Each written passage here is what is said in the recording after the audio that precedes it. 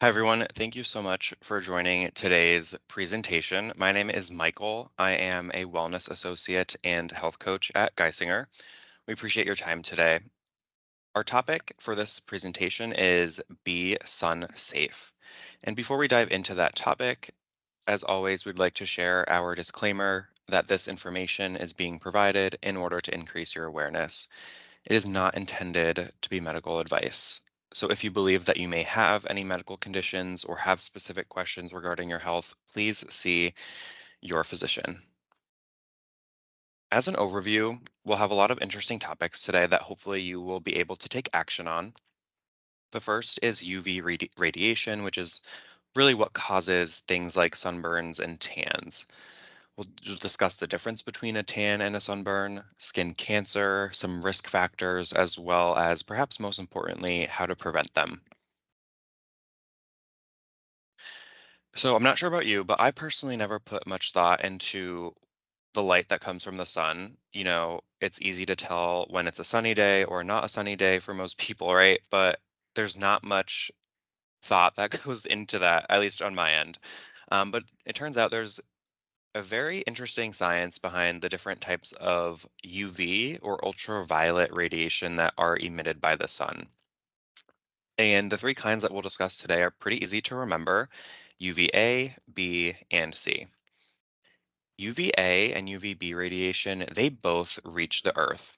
So they can both not only reach the Earth, but also penetrate the surface, the atmosphere, as well as our skin.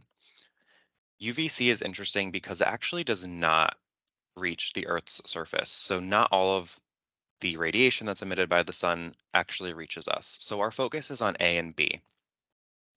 UVA is the type that will likely penetrate the skin more deeply than B, and it's the dominant ray that is responsible for tanning of the skin. UVB is the chief cause of sunburn as well. So they both have potential for affecting the skin, but again, UVB is the chief cause of sunburn. Although, at least I think a little bit of sun is a great thing. Too much of it, too much of that radiation can be dangerous. And so we do like to focus on prevention 365 days per year, whether you have a gloomy, cloudy winter or not.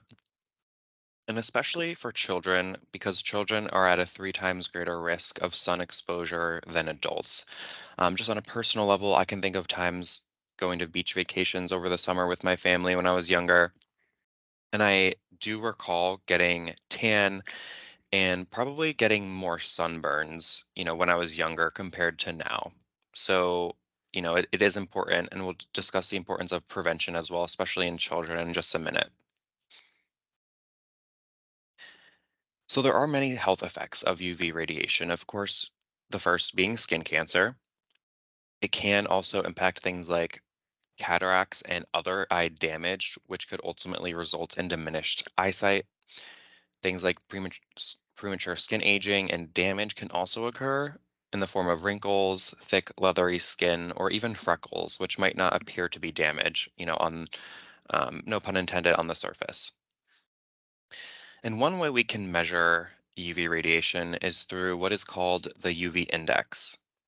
So this is a scale from 0 to 10 or more that describes the level of UV radiation. So again, that's a UV index. And the greater the strength of the sun's UV rays, the higher the score, the faster a person can burn. The great thing is that the UV index is very accessible, especially if you have a smartphone. And so you can actually set up a widget on a phone to have it appear on your home screen, at least on iPhone, which is really helpful because that will guide my decision whether to wear sunscreen, if I'm going outside for a long period of time. The 0 to 2 score on the index describes very low UV exposure level. So my personal rule of thumb is if it's 3 or higher to wear sunscreen, at least on the face, ears, and maybe wear a hat to protect my head as well. Ideally, I'd wear sunscreen, on any part of the body that is exposed. Again, you can use the UV index to kind of guide that decision for you. And it's really interesting because this index takes into to account a lot of different factors. So it monitors the sun's position, cloud movements, the altitude you are currently in, ozone data, and even more factors. So this is simple to understand in that it's a score. It's a scale with different scores. So in that regard, it's easier to understand. The higher the score, more radiation, but there is a lot that goes into it. So it is a really convenient way to guide your decision making for what types of protection you should probably look for. All right, so a myth or fact question for you. Getting a base tan protects me from burning. So take a second to think about that statement and whether you think it's a myth or fact.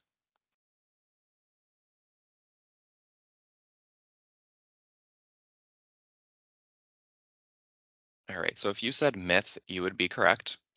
There's no such thing as a safe tan. Any tan at all is actually a sign of skin damage. All right, so let's get more into that. So again, there's no such thing as a healthy tan, especially from tanning booths. So the doses of UVA radiation can be up to 12 times that of the sun. So it's basically a concentrated version of radiation. Those who do use tanning booths actually have a 74% more likelihood to develop melanoma than those who have never tanned indoors before.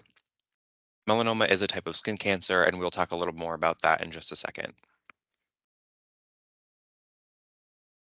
All right. And so, what is the difference between a tan and a sunburn? As we know, just off the top of our heads, a tan results in darker skin, whereas a burn is typically red or, damaged. Whereas a tan, it might not appear to be damaged. If it's might not be itchy or painful, but they are actually both signs of damage. With a tan, the skin is darkening to attempt to prevent further damage. So it's literally your body trying to protect you from more damage from the sun. And a sunburn is, of course, full on damage as well. That can unfortunately cause long lasting damage. We mentioned that children tend to be exposed to more sun than adults.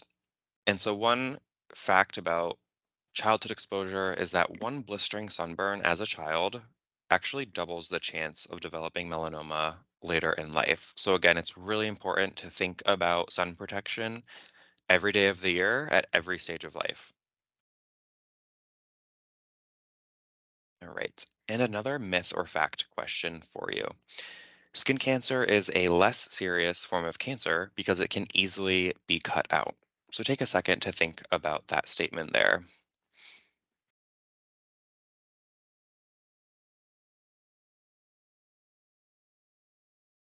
All right, so again, we have a myth. So skin cancer is very serious. Sometimes treatment is not as easy as removing a mole. Some types of skin cancer can travel to other parts of your body, making it difficult to treat.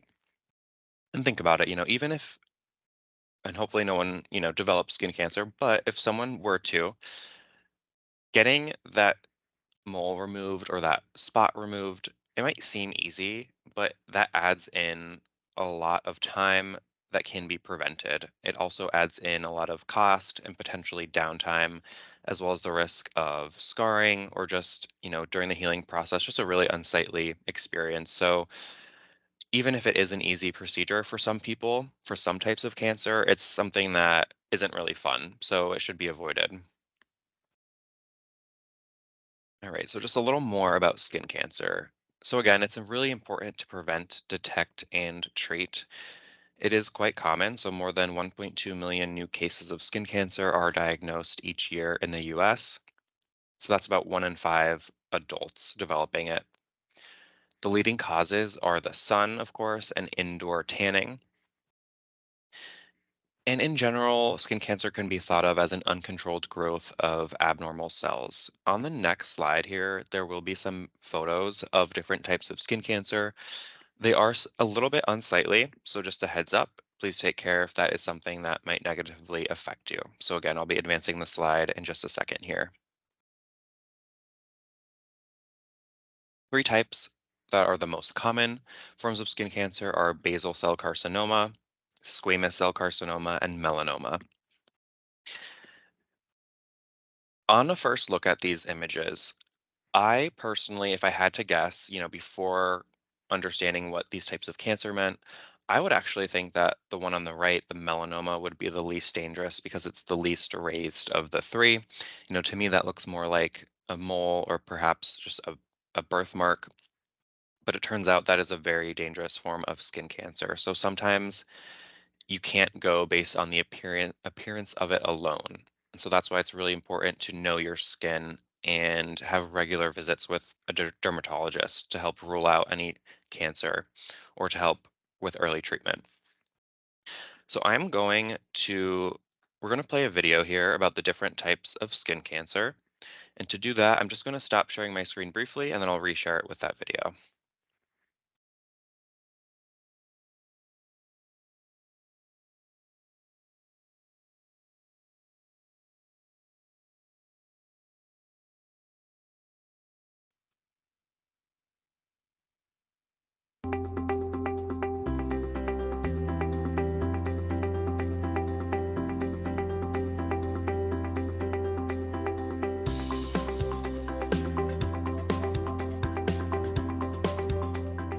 The most that you hear about skin cancers is the most common types, which comprises about 95% of skin cancers, and that's going to be basal cell carcinomas and squamous cell carcinomas.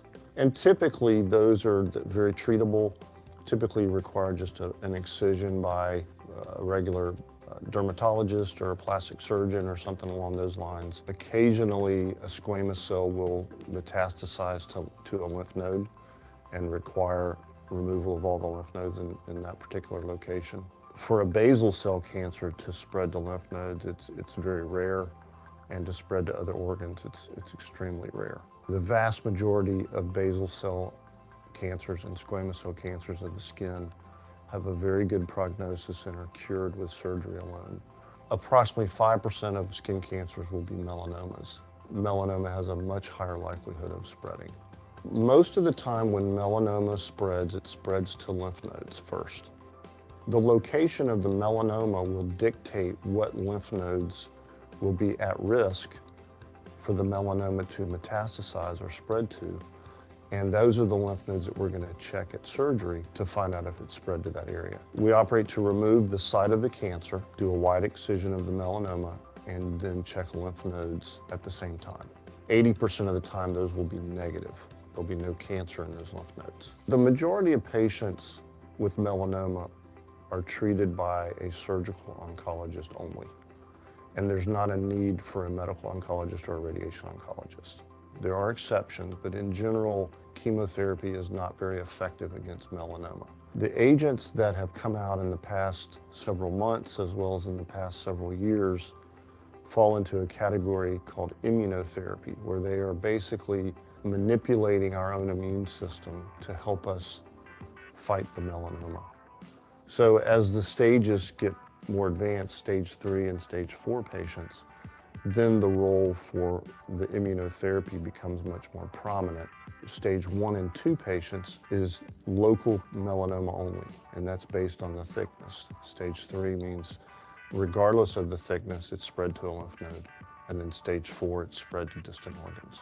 The prognosis for melanoma patients in general is very good because the vast majority of the patients that we see have early stage melanoma, usually stage 1 and stage 2, and many of those are cured by surgery alone.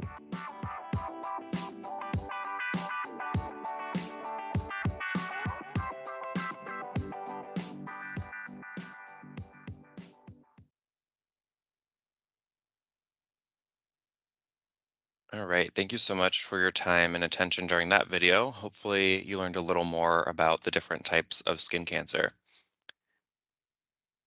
All right, and you might have heard of this before, but there are the A, B, C, D, and E's of skin cancer, which can help determine if something is unusual or abnormal. And so the first is asymmetry. If one half of a mark on the skin is unlike the other half, it could be a sign that something might not be right. B is for border. An irregular, scalloped, or poorly defined border can be a sign to check in with a dermatologist, as well as the color. If the color is varied from one area to another, if it has shades of tan, brown, or black, that could be a sign of skin cancer. And even for some cases, it can appear red, white, or blue as well. And as you can see on the slide, um, for C color, kind of in the top right here, that mark does have, I can see at least 3 or 4 different colors in that one mark. So D is for diameter. Melanomas are usually greater than 6 millimeters. As a rule of thumb, 6 millimeters is about the size of a pencil eraser, the width of a pencil eraser. They can be diagnosed at a smaller size as well, though. So it is a rule of thumb. It's not a definite criterion, but something to be aware of. And then lastly, we have E for evolving. So a mole or skin lesion that looks different from the rest or is changing in size, shape, or color. So really anything changing on the skin is a noteworthy thing to bring up to a doctor and or dermatologist. All right. So even though we all experience the sun in some way, we each have different risk factors for developing skin cancer. So the first is having a close family member who has had it. And anecdotally, just personally, this tracks pretty well for my family. As you can see here, a fair skin, fair hair, and eye color are also risk factors. On my mom's side of the family, they tend to be a little bit darker. My dad's side of the family is a little bit more light skinned. And so I can think of just on the different rates of skin cancer diagnoses on both sides of the family. And unfortunately, it does track that, those with the less dark skin do have higher rates of that. Um, you know, some aunts and uncle and my dad, having higher rates of that. So this does track pretty well, at least in my life. So if this is something that is relatable, if you do have any of these risk factors, please make sure you get a skin cancer check appointment as soon as possible. Other risk factors include past sunburns, especially those that blister. Like we mentioned, even those in childhood can increase the risk of melanoma later in life. If you have skin that typically burns, tobacco use is also a risk factor. Any sort of weakened immune system can also raise the risk of skin cancer. And if you are someone who has 50 or more moles, that is also a good sign to maybe get an appointment with a dermatologist, even if it's just a preventative one. Now, the good thing is there's a lot within our control that we can do to help reduce our risk or start treatment early. So, the first is follow up with your doctor, especially if you have never had a skin check before and you think you might have a high risk. Get screened as recommended by your doctor, know your skin, be aware of any changes that might occur, and perform skin self exams regularly. And we'll show a really helpful set of images that can help you complete a skin check. One of the challenges to doing a skin check is kind of looking at areas that might be hard to see normally. So hopefully this image helps you and provides tips that can help you kind of find those hard to reach areas. So can see here that in the images, the people doing the skin self exams are using various tools such as mirrors, whether it's a wall mirror or like a bathroom mirror or even a handheld one. So just take a second to think about these different areas that should be given extra attention. The torso, the arms, the feet, the neck, scalp, and back are all important areas to check in with regularly for any changes. One thing that surprised me is that um, the feet were included in here just because, at least personally, I don't have my feet exposed very much to the sun throughout the year. So that does just go to show that even in areas that aren't highly exposed to the sun can still exhibit signs of skin cancer. So just a heads up there. Some other precautions you can take are of course just avoiding indoor tanning, covering up any exposed skin. One thing that I think is really exciting is the use of what's called UPF in clothing. It's kind of like SPF, which we'll talk about in a second, but for clothing. So we all know that sunscreen has SPF in it that protects the skin. There is clothing options now that have UPF. And so it's kind of like describing how protective clothing materials are against the skin as well.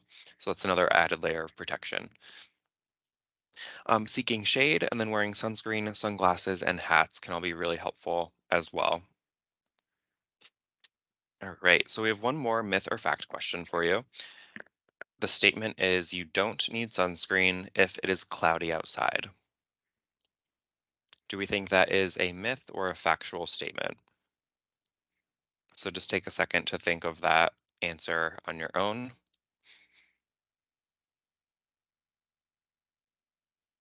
All right, again, we have a myth. So if you were going with myths throughout these trivia questions, then you were probably doing very well.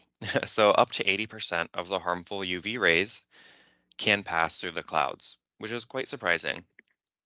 In the winter, snow can reflect up to 80% of the UV rays. So, I would think that in the winter, it's a much less risky time to experience UV exposure, but it turns out that the snow can reflect up to 80% of those harmful UV rays. So, again, if there's no other takeaway besides the fact that you should be skin and sun aware all throughout the year, like, that should be your one takeaway. All right, so this is a very interesting image.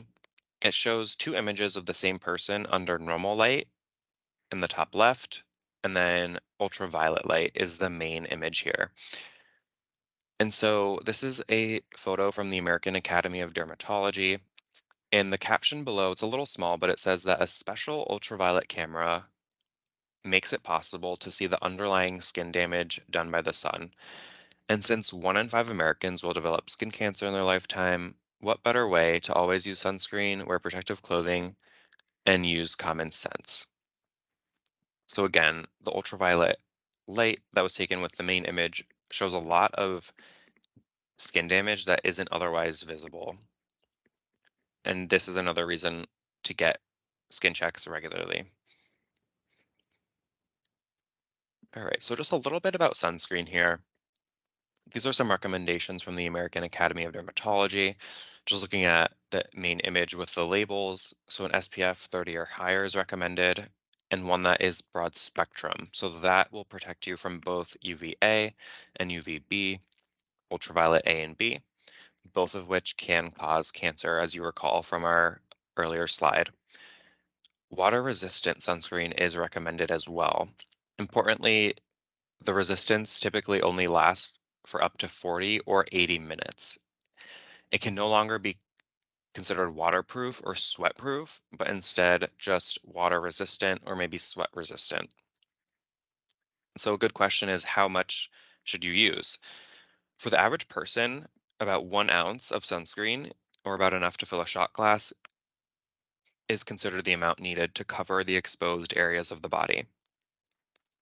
And then looking at some other tips on the left side of the screen here, it's recommended to apply sunscreen about 20 to 30 minutes before going outside and reapply regularly. And that includes after water or sweat exposure, or another rule of thumb is about every 2 hours. Spray sunscreen is not recommended. You know, s- um, the non-spray options are preferred. It's important to check expiration dates. A lot of times, sunscreens will be good for about 2 years. I'm not sure about you, but I personally hate throwing away sunscreen, so I'm probably going to find a lot of expired sunscreen. I didn't really even know that they did expire. So this is a really important tip, at least for me, because I always seem to get it down to the last bit before I want to throw it out. Again, use at least 1 ounce of sunscreen and wear it every day. If no other reason, one motivating factor for a lot of people is the opportunity to reduce premature skin aging. So no matter what motivates you, find a reason to wear sunscreen every day. All right, so this is another interesting image here. It shows someone wearing sunscreen, both under normal light on the left and with ultraviolet light on the right. And this shows how sunscreen protects your skin by creating a barrier against the UV rays. So again, that image on the right showing the sunscreen in a black color was taken with a UV camera, and that color is essentially demonstrating just how well sunscreen can block the UV radiation. All right, so just to recap some important points here. Please wear sun protection year round, every day of the year, no matter the weather. Because sunlight does reflect off surfaces, namely umbrellas, trees, which can be protective, but also it reflects off snow during winter sports and during outdoor activities, which can magnify the effect of radiation and the damage that can be done. And so, healthy habits should be occurring every day around sun protection. Again, think of not only your skin health, but also the health of your family as well. Again, especially if you have children. We are going to conclude this presentation with the 10 biggest sunscreen mistakes. And we share these so that you can prevent these mistakes from happening. So the first one is that I only need a little. Again, we need at least 1 ounce or a shot glass of sunscreen to cover the full body, preferably not spray sunscreen. Number two, I'll wait until I get settled on the beach, then I'll apply my sunscreen. As you recall, that should be applied about 20 to 30 minutes before the initial sun exposure. Asking yourself what sun, we know that a lot of harmful rays can still penetrate beyond clouds and ultimately reach our skin, causing damage. So always wear sunscreen, even if it's cloudy. I'm fine if I sit under the umbrella or in the shade. UV rays are really hard to avoid. And so while sitting under an umbrella or in the shade is certainly recommended, it's typically not enough.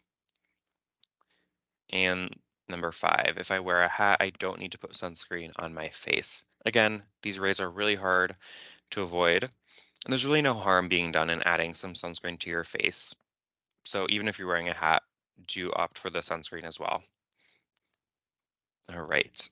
And our last set of biggest sunscreen mistakes here. I can use old sunscreen. That is not true. They do expire after about 2 years. Our next one here, my skin tone is dark and I never burn, so I don't need sunscreen. So while it is true that having lighter skin is a risk factor, having darker skin is not necessarily a protective factor either. Um, Even if you are someone who has dark skin and never burns, you can still experience damage from the sun, especially if you tan. So everyone needs sunscreen. Our next mistake here is I used waterproof or sweatproof sunscreen, so I don't need to reapply it after swimming or sports. As you recall, there is no such thing as waterproof or sweatproof sunscreen. They might be resistant to water or sweat, but again, they're not, bulletproof against them. You should always reapply it after swimming or sports, or at least every 2 hours if you're not exposed to water or sweat. All right, number nine, I wear makeup with SPF. That's enough to protect my face. Chances are that alone is not enough. And you're also going to want to think about areas of the face and head that might not get makeup, such as the neck, the ears, and both sides of the neck as well. So the front and even parts of your lower chest if that area is exposed to the sun. And number 10, I don't need to worry about my lips. You do. These are also sensitive areas to the sun. The good thing is there's so many options for chapstick or other lip balms that do have SPF. So there's really no shortage of those. And they're pretty easy to find in things like a grocery store or drugstore. All right. Well, thank you very much for joining today's presentation. I'll leave our reference slide up here for a second.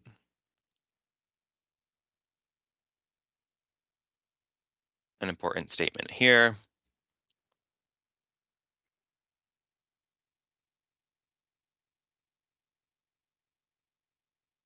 And we'll wrap this presentation up with just a couple of resources shared here on this last slide. Please take a moment to look those over. And if you do have any success stories, we do appreciate reading those. So feel free to submit one of those using the QR code or visiting go.geisinger.org/share your story. Again, thank you very much for your time and attention.